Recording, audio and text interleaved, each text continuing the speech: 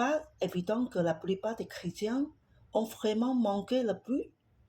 Nous sommes toujours occupés à déterminer ce qui est bon et ce qui est mauvais. Nous pensons que si une chose est mauvaise, nous ne devrions pas la faire. Mais que si une chose est bonne, nous devrions la faire. Ce n'est pas la bonne voie. Le bien et le mal, c'est ce qu'enseigne la religion. Si nous agissons selon la religion, alors Christ ne nous est d'aucune valeur. Le fait d'expérimenter Christ et le salut de Dieu est entièrement opposé à la religion. Ce n'est pas une question de bien ou de mal, mais de vivre et d'agir dans l'âme ou dans l'esprit. Le christianisme d'aujourd'hui a complètement négligé et même perdu cette notion. Aujourd'hui, le Seigneur va restaurer cette notion car elle constitue la clé de toutes choses. Nous devons simplement discerner si, pour chacun de nos actes ou de nos paroles, nous sommes dans l'esprit ou dans l'âme. Ce n'est pas une question de bon ou de mauvais, de bien ou de mal, mais plutôt une question de Christ ou de soi-même, d'esprit ou d'âme. Nous devons discerner si notre vie entière, ainsi que notre marche quotidienne, est dans l'esprit.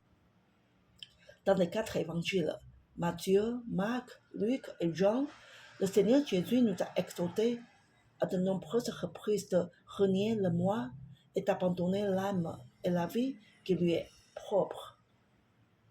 Matthieu 16, versets 24 à 26, Marc 8, verset 35, Luc 9, versets 23 à 25, Jean. Ensuite, dans les épîtres, il nous est encore répété à de nombreuses reprises de marcher, vivre, prier et faire toutes choses dans l'esprit. C'est pourquoi nous devons constamment rester dans l'esprit. Lorsqu'une personne exerce son esprit, le Saint-Esprit est libre de se mouvoir et de s'écouler. Mais c'est là une réelle bataille, car Satan sait très bien que si nous libérons notre esprit, il sera vaincu. Il toucha subtilement au point stratégique, afin d'étouffer l'esprit des saints.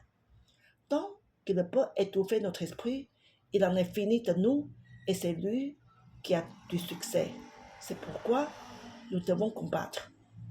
Nous devons apprendre à libérer notre esprit à tout moment et en tout lieu, que ce soit en privé ou en public. Nous devons constamment exercer notre esprit. En conclusion, nous devons d'abord réaliser que Christ est l'esprit dans notre esprit. Ensuite, nous devons connaître la différence qui existe entre l'esprit et l'âme, en reniant le moi, et en suivant le Seigneur dans notre esprit. Lorsque nous coopérons avec notre esprit de cette manière, Christ aura la première place en tout. C'est alors que nous pourrons expérimenter Christ dans notre esprit et alors nous apprendrons comment le vivre et expérimenter en toutes choses.